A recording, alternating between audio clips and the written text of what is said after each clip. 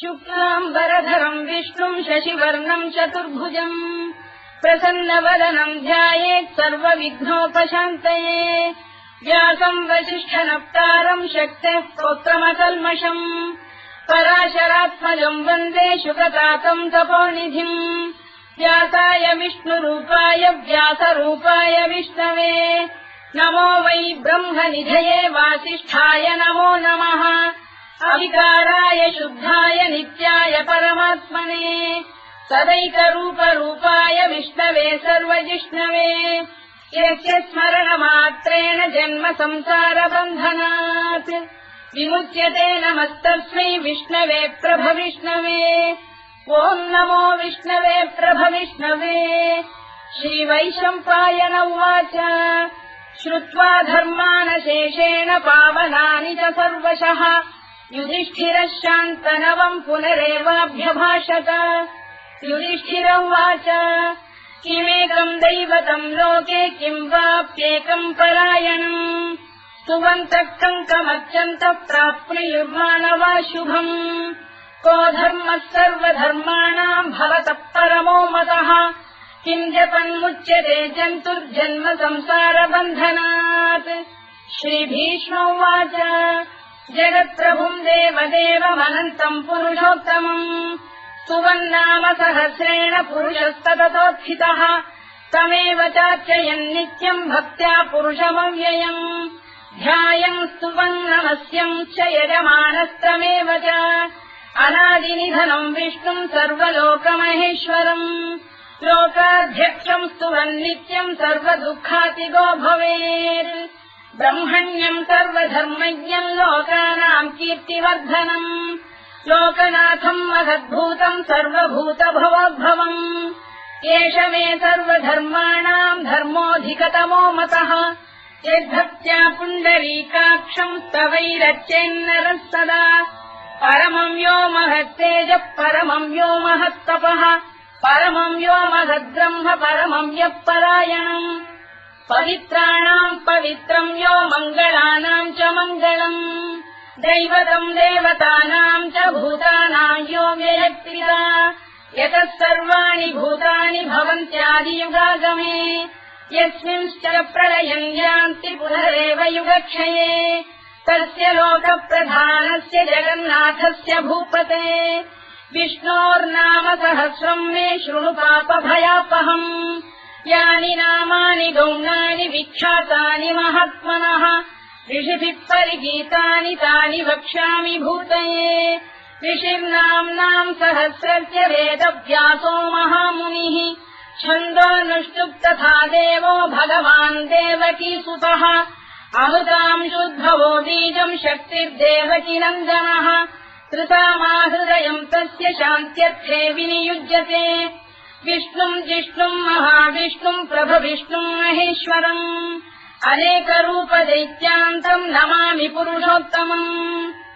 अस्य श्रीविष्णोर्दिव्यसहस्रनामस्तोत्रमहामन्त्रस्य श्रीवेदव्यासो भगवान् ऋषिः अनुष्टुप्छन्दः श्रीमहाविष्णुः परमात्मा श्रीमन्नारायणो देवता अमृतांशोद्भवो भानुरिति बीजम् देवकी नन्दन श्रेष्ठेति शक्तिः उद्भवः क्षोभणो देव इति परमो मन्त्रः धर इत्यस्त्रम् रथाङ्गपाणिरक्षोभ्य इति नेत्रम् त्रिसामासामजः सामेति कवचम् आनन्दम् परब्रह्मेति योनिः ऋतुः सुदर्शनकाल इति दिग्बन्धः श्रीविश्वरूप इति ध्यानम् श्रीमहाविष्णुप्रीत्यर्थे सहस्रनाम जपे विनियोगः ध्यानम् क्षीरोदङ्गप्रदेशे शुचिमणिविलसत्सैकते मौक्तिकानाम् मालाक्लुप्तासनस्थस्फटिकमणिनिभैर्मौक्तिकैर्मण्डिताङ्गः शुभ्रैरभ्रैरदभ्रैरुपरि विरचितैर्मुक्तपीयूषवर्षैः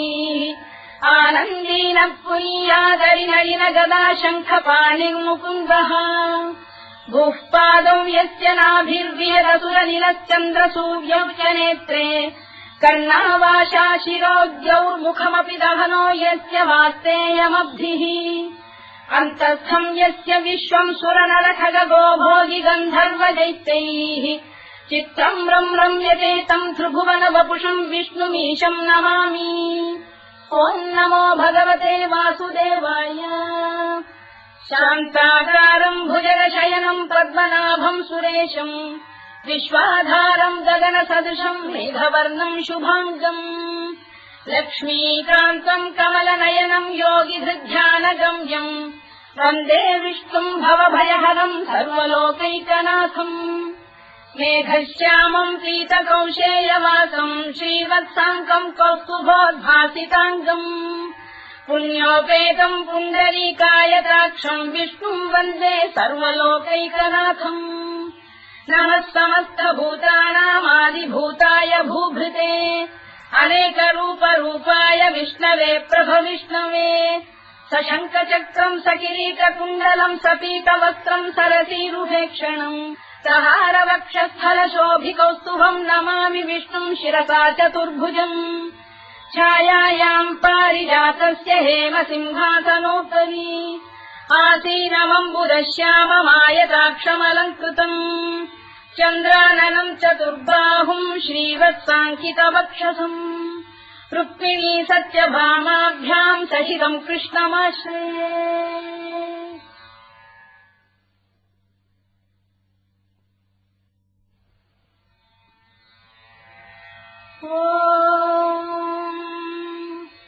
विश्वम् विष्णुर्वषत्कारो भूतभव्य भवत्प्रभुः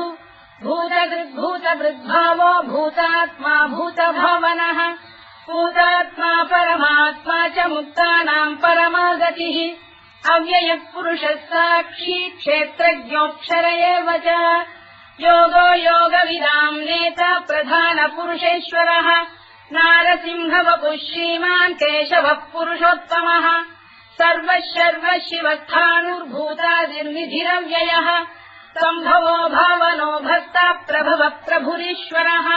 स्वयम्भूः शम्भुरादित्यः पुष्कराक्षो महास्वनः अनादिनिधनो धाता विधाता धातुरुत्तमः अप्रमेयो ऋषिकेशः पद्मनाभोऽमरप्रभुः विश्वकर्मा मनुस्पष्टा स्थविष्ठस्थविरो ध्रुवः अग्राह्यः शाश्वतः कृष्णो लोहिताक्षप्रदर्दनः प्रभूतस्त्रिककुब्धाम पवित्रम् मङ्गलम् परम् ईशानप्राणदप्राणो ज्येष्ठः श्रेष्ठः प्रजापतिः हिरण्यगर्भो भूगर्भो माधवो मधुसूदनः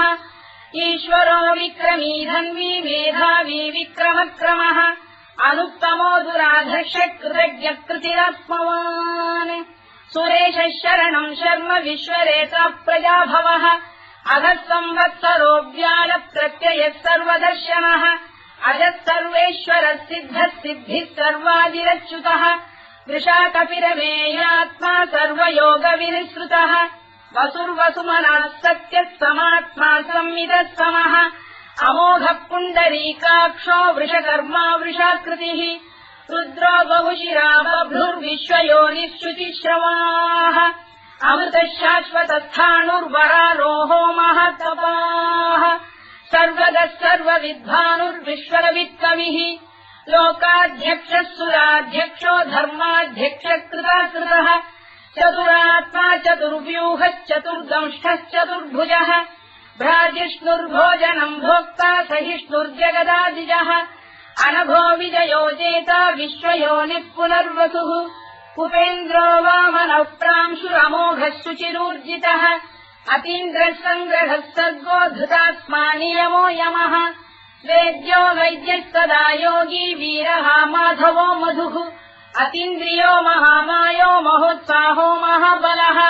महाबुद्धिर्महावीर्यो महाशक्तिर्महाद्युतिः अनिर्देश्य वपुः श्रीमान् अमेयात्मा महात्रिधृत् महेश्वासो महीभर्ता श्रीनिवासः सताङ्गतिः अनिरुद्धः सुरानन्दो गोविन्दो गोविदाम्पतिः मरीचिर्दमनो हंसः सुपर्णो भुजगोत्तमः हिरण्यनाभः सुतपाः पद्मनाभः प्रजापतिः अमृत्युः सर्वदृक्सिंहः सन्धाता सन्धिमान् स्थिरः अजो दुर्मर्शनः शास्ता विश्रुतात्मा सुरारिः गुरुर्गुरुतमो धाम सत्यः सत्यपराक्रमः निमिषो निमिषस्रग्वी वाचस्पतिरुदारधीः अग्रणी ग्रामणी श्रीमान् न्यायो नेता समीरणः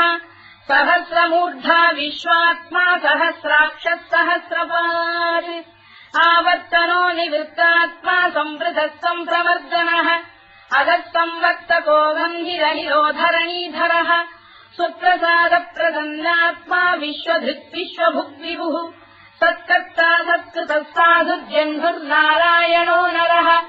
असङ्ख्येयो प्रमेयात्मा विशिष्टः शिष्टकृच्छुचिः सिद्धार्थः सिद्धसङ्कल्पः सिद्धिदः सिद्धिसाधनः वृषाही वृषभो विष्णुर्वृषपर्वा वृषोदरः वर्धनो वर्धमानश्च विविक्तः श्रुतिसागरः सुभुजो दुर्धरो वाग्मी महेन्द्रो वसुदो वसुः नैकरूपो बृहद्रूपः शिपिविष्टप्रकाशनः ओजस्तेजोऽद्युतिधरः प्रकाशात्मा प्रतापनः वृद्धः स्पष्टाक्षरो मन्त्रश्चन्द्रांशुर्भास्करद्युतिः अमृतांशुद्भवो भानुः शशबिन्दुः सुरेश्वरः औषधम् जगतः सेतुः सत्यधर्मपराक्रमः भूतभव्यभवन्नाथः पवनः पावनो नरः कामः कामकृत्कान्तः कामः कामप्रदप्रभुः युगादिकृद्युगावर्तो नैकमायो महाशनः अदृश्यो व्यक्तरूपश्च सहस्रजिदनन्तजित् इष्टो विशिष्टः शिष्टेष्टः शिखण्डी नभुषो वृषः क्रोधः क्रोधकृत्कर्ता विश्वबाहुर्महीधरः अच्युतः प्रतिथः प्राणदो वासवानुजः अपाम् निधिरधिष्ठानमप्रमत्तः प्रतिष्ठितः स्कन्दः स्कन्दधरो धुर्यो वरदो वायुवाहनः वासुदेवो बृहद्भानुरादिदेवः पुरन्दरः अशोकस्तारणस्तारः शूरः शौरिर्जनेश्वरः अनुकूलः शतावर्तः पद्मी पद्मनिभेक्षणः पद्मनाभोरविन्दाक्षः पद्मगर्भः शरीरभृत् महर्भिर्वृद्धो वृद्धात्मा महाक्षो गरुडध्वजः अतुलः शरभो भीमः समयज्ञो हविर्हरिः सर्वलक्षणलक्षण्यो लक्ष्मीवान् समितिञ्जयः विक्षरो रोहितो मार्गो हेतुर्दामोदरः सहः महीधरो महाभागो वेगवानमिदाशनः उद्भवः क्षोभणो देवः श्रीगर्भः परमेश्वरः करणम् कारणम् कर्ता विकर्ता गहनो गुहः व्यवसायो व्यवस्थानः संस्थानस्थानदो ध्रुवः परधित्परमस्पष्टः तुष्टः पुष्टः शुभेक्षणः रामो विरामो विरतो मार्गो नेयोनयोनयः